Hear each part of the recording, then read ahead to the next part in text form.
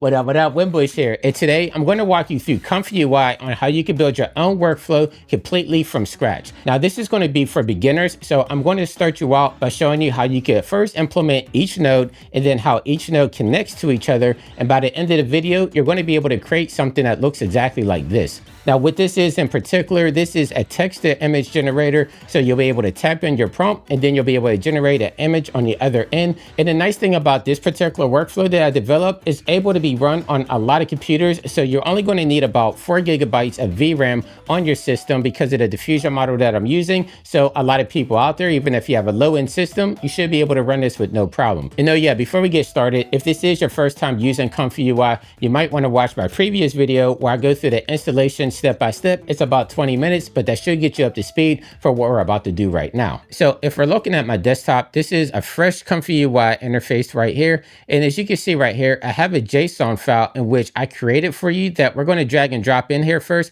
and go over exactly what we're going to build. And then I'm going to show you how we can build this from scratch. And so if you go to my Gumroad, I supply this for you. You don't have to sign up for anything. It's completely free. You'll take this JSON file, drag and drop it into the viewport. And this is what you're going to come up with right here. Now, I tried to make this as clean as possible and make it completely understandable so you know exactly what to do. So if we look over here at my notes, it's going to tell you that we're going to be downloading DreamShaper 8. It's about 2 gigs and you only need about 4 gigabytes of VRAM, which I said before. And don't worry, we're going to go through how to download that once I show you how we build this from scratch. But let me just walk through what we did first. So step 1, we're going to load up our checkpoint. That's going to have our diffusion model in there. And then I give you exactly what's going on down here as well.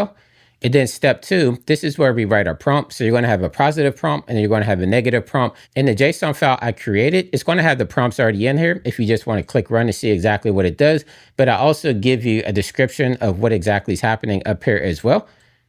So down here into step 3, this is where you set the canvas size. Now by default, we're going to do 512 by 512 because that's nice and small and should run fast. If you want to do HD, you'll probably need a little bit more VRAM, but you should be fine. And you could just set your width and your height right inside of here. And then we move over to step 4. Now this is going to be the case sampler. This is where we have everything connecting to. So you have your model, which is going to be our dreamscape. We have our positive and negative prompts. And then we also have our canvas size right here. Now right here where it says C, this is where you're going to have different generations. Like if you click on this blue button right here, you can have a fixed value. So anytime you run a generation, it's going to give you exactly the same image if you're at 42. But what I like to do is come down here to where it says random value, click on this one, and every time you run your generator, it's going to come up with a different seed, which is going to give you a different image. And then I also tell you, like down here with the steps, by default, we do about 20 steps, but if you raise it up, that's going to give you better results, but also you want to have a better GPU if you're going to do that. Same thing for the CFG, which again, everything is run off your GPU, right? So if you have a better GPU, you can raise this up, but anywhere between 6 and 8 is usually suffice. And if you want to go through it more in depth, I'll give you everything down here. And over here, we have the VAE decoder, which is going to translate everything into our image here. So if we didn't have this VAE decoder, it's just going to be all hexes, which is not visual, right? That's just all code. This is going to translate the code into an image that we have right here. So I'm going to come up here into the top right-hand corner, and I'm just going to click on run. And this shouldn't take too long because I'm running a RTX 6000 GPU. In which, bam, that took a couple of seconds. And you can see right now, we have an image that's 512 by 512. I could come down here and I can make this 1920 by 1080. It might take a little bit longer, but most people, this is what you're going to probably be doing. So let's come over here and click run again. And it's going to give us a completely different image, but it's also going to change the resolution of our image as well. So once it's done, you can see it gave us a different image. It changed the seed and it also changed the resolution of our image. So that's the system that we're going to build out completely from scratch. I'm going to show you what every single node does and how you can connect it. But before we start in ComfyUI, first, I want to show you the model that we need to download. It's only about 2 gigs. But if we come over here to DreamShaper, and I'll leave this inside the comments and inside the description to this exact link, but this is going to be the model that we're going to be using. Now, this is the easiest place to get it. You can't get it from Hugging Face, but on this one, if you follow this link and you come right here to this blue button, it says download, just left click on this one and just let it download away. And it's as simple as that. And once that's done downloading, it's about 2 gigs. Then I'm going to show you exactly where we need to drop it inside the ComfyUI models folder. So here again on my laptop, I'm inside my ComfyUI folder right here where you see these 3 right here. This is where you launch it from. You want to come right here to this folder. This is ComfyUI. And you want to come down here to where it says models. And then this one is going to go inside of checkpoints. So this is where we're going to take our file we just downloaded, the DreamShaper. We're going to left click and drag that into our checkpoints folder. And now we're ready to begin. And to get started, I'm just going to double click inside my viewport.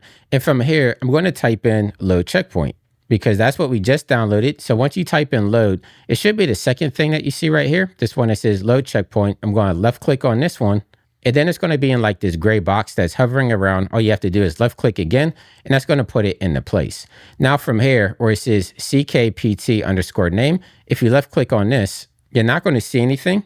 But if I come here and I hit R on my keyboard, that's going to reload it because we just dropped it inside of our checkpoint folder inside the ComfyUI instead of Windows Explorer. So now if I left click on it, now we're going to see DreamShaper. So anytime you add anything inside of ComfyUI, you hit the R key on your keyboard and that's going to refresh it. And then you should be good from there. Now from here, we're going to add our clips that we could put in our prompts. So there's a couple of ways that we could do this. You could double click right here again, and you could just type in prompt, in which we want to use this one right here where it says clip text encoder prompt. You want to left click on this. And that's going to bring it inside of your viewport right here. Now, if you want to rename it, because we're going to need two text prompts, you need a positive and a negative for this particular model. I'm going to right click on here, and then I'm going to click on rename. Now, sometimes it will say title, like on my other computer, it says title. So that's going to be the same exact thing, but I'm going to type in here and say positive prompt, hit enter. And now you could copy and paste this if you want, or there's another way that you could do it right here where you see this node for clip, the yellow one. If you left click and drag it out, now you should see everything that could connect to that right there, which we have the clip text encode. I'm going to click on this one. And that's going to make sure that it's automatically connected. So if you click and drag from here, that's going to give you everything that could connect to that particular node, or you could just double click inside of here and then you can connect it manually like I'm going to do right here.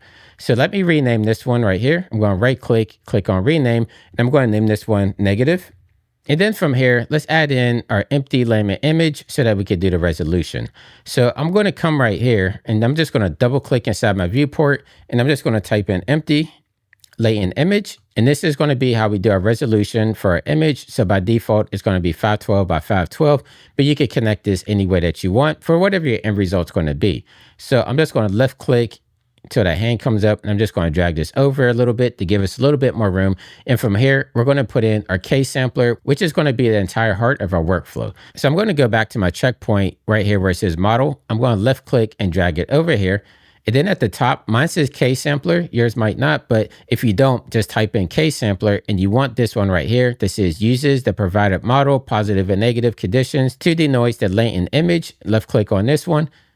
I'm going to drag this out a little bit. And it should be connected automatically to your node. So right here where it says positive prompt, I'm going to put this down here into positive. And I'm going to connect my negative prompt right here where it says negative. And where it says latent image, I'm just going to connect this one right here. So now from here, I'm going to take this latent and I'm just going to click on this one and I'm going to drag it out. And I want to click on VAE decode, which again is going to be at the top. Usually when it's the most relevant, that's going to be the one that's going to be at the very top. So I'm going to left click on this one. Drag this out a little bit.